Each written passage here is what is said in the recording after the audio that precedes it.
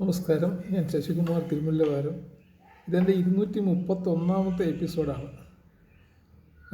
ഇത് പിന്നെ ഒരു 3-4 ദിവസത്തെ ഗ്യാപ്പിലാണ് ഇപ്പോൾ ഇത് ചെയ്തത്.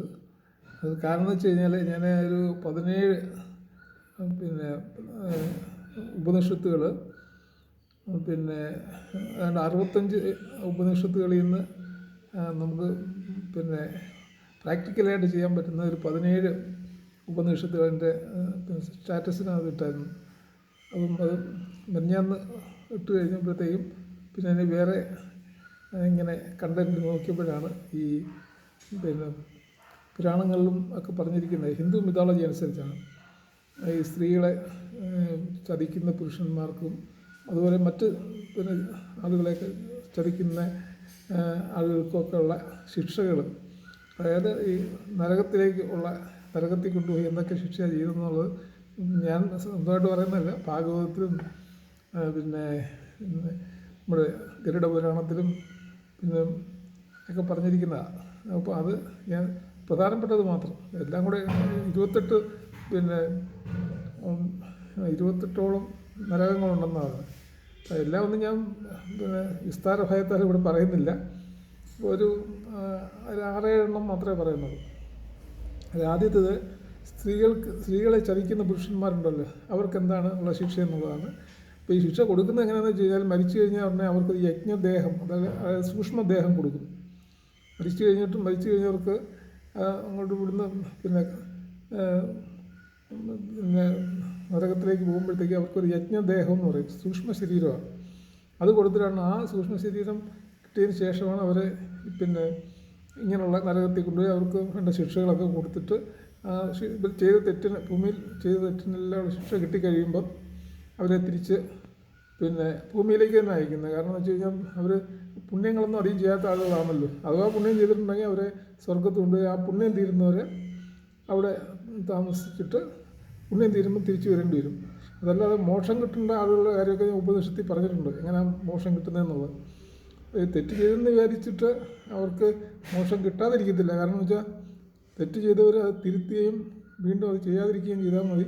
പിന്നെ വ്രതങ്ങൾ എടുക്കുക തുടങ്ങിയ എല്ലാം ഇതിലും പറയുന്നുണ്ട്. എല്ലാ മതങ്ങളിലും വ്രതങ്ങൾ എടുക്കാൻ പറയുന്നുണ്ട്. ആ വ്രതങ്ങൾ എടുത്തു കഴിഞ്ഞാൽ നമ്മൾ ചെയ്ത തെറ്റിനുള്ള പരിഹാരമാകും. ഭൂമിയിൽ വെച്ച് തന്നെ ചെയ്യണം എന്നുള്ളതേ ഉള്ളൂ.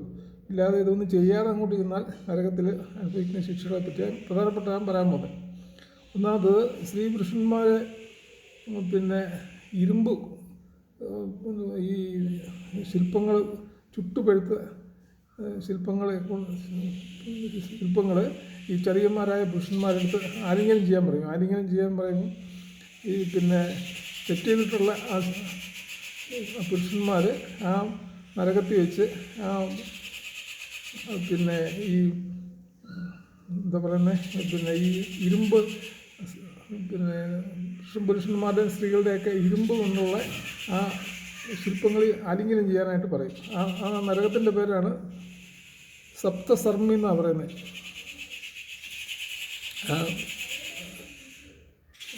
നപ്തസർമ്മി ഈ കൂടുതലും നമ്മുടെ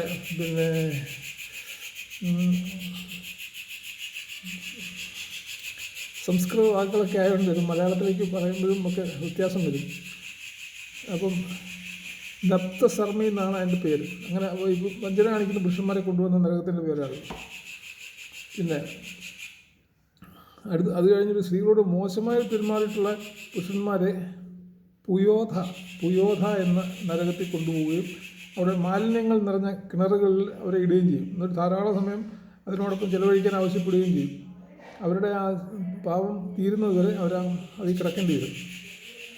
ഇനി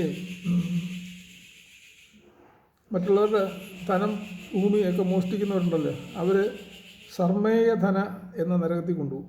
എന്നിട്ട് യമദൂതന്മാർ ഈ നായ്ക്കളുടെ രൂപം ധരിച്ചിട്ട് ആ പാപികളെയൊക്കെ ആക്രമിക്കുമെന്നാണ് പുരാണത്തിൽ പറഞ്ഞിരിക്കുന്നത്.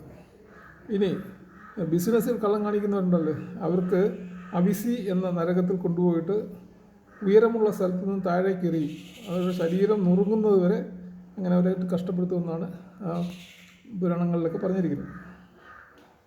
പിന്നെ മറ്റു ചിലർ പ്രതിജ്ഞകൾ എടുത്തിട്ട് അത് പാലിക്കാതിരിക്കുന്നവരുണ്ട്. ചിലർ ഇന്നത് ഞാൻ ചെയ്യത്തില്ലെന്നൊക്കെ പറഞ്ഞ് പ്രതിജ്ഞ എടുത്തിട്ട് പിന്നെ അത് പാലിക്കത്തില്ല. പാലിക്കാത്തവർക്കുള്ള അയപാന എന്ന നരകം, അയപാന എന്നുള്ള നരകത്തിലാണ് അവരെ കൊണ്ടുപോകുന്നത്. അത് യമദൂതന്മാർ അവരെ ചവിട്ടി മെതിക്കുമെന്നാണ് പറഞ്ഞത്. എന്നിട്ട് ഉരുകിയ ഇരുമ്പ് പിന്നെ അവരോട് കുടിക്കാൻ പറയും. അങ്ങനെയൊക്കെയുള്ള കഠിനമായ ശിക്ഷകളാണ് ഈ നരകത്തിലുള്ളതെന്നാണ് പറയുന്നത്. ഇനി അച്ഛനമ്മമാരെ നോക്കാത്തവരുണ്ടല്ലോ, അവരുടെ മരണത്തിന് ശേഷം സർക്കഡാമ എന്ന നരകത്തിൽ കൊണ്ടുപോയി തള്ളുമെന്നാണ് പറയുന്നത്. അതും ഈ പറഞ്ഞിട്ട് വിട്ട് അവിടെയും എല്ലാ തരത്തിലുള്ള അവരെ ചെയ്യാവുന്നതിൻ്റെ പരമാവധി അവരുടെ ശാരീരിക കഷ്ടപ്പാട് വരുത്തിയിട്ട് അവരെ അവിടുന്ന് പിന്നെ വിടത്തുള്ളൂ. ഇനി പിന്നെ പണത്തിന് ആർത്തി കാണിക്കുന്നവരുണ്ടല്ലോ, പണത്തിന് ആർത്തി കാണിക്കുന്നവരെ സൂസിമുഖ എന്ന നരകത്തിൽ കൊണ്ടിടും. അവിടെ വെച്ച് യമകിങ്കരന്മാരെ ശരീരഭാഗങ്ങളൊക്കെ ഈ സൂക്ഷ്മ ശരീരത്തിൻ്റെ ഭാഗങ്ങളൊക്കെ വലിയ സൂചികൾ കൊണ്ട് തയ്ക്കുമെന്നാണ് പറഞ്ഞിരിക്കുന്നത്. ഇനി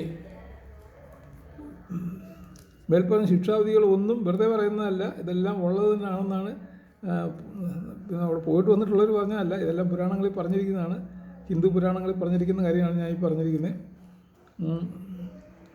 അതുപോലെ സൽപ്രവൃത്തികൾ ചെയ്യുന്നവരുണ്ടല്ലോ, അവർക്ക് സ്വർഗത്ത് പ്രവേശിച്ചിട്ട് എല്ലാ സുഖസൗകര്യങ്ങളും അനുഭവിക്കുകയും ചെയ്യാം.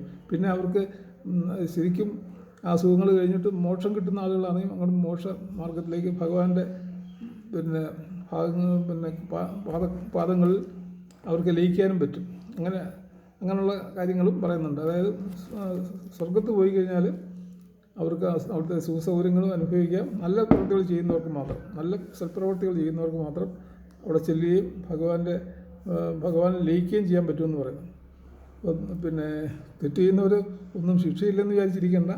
അതുകൊണ്ട് ഇത് കഴിയുന്നതും നമ്മൾ ഈ ഭൂമിയിൽ ഉള്ള സമയത്ത് എല്ലാ മതങ്ങളും പറയുന്നത് പാപികൾക്ക് ശിക്ഷ ഉണ്ടെന്ന് തന്നെ, എല്ലാ മതങ്ങളും.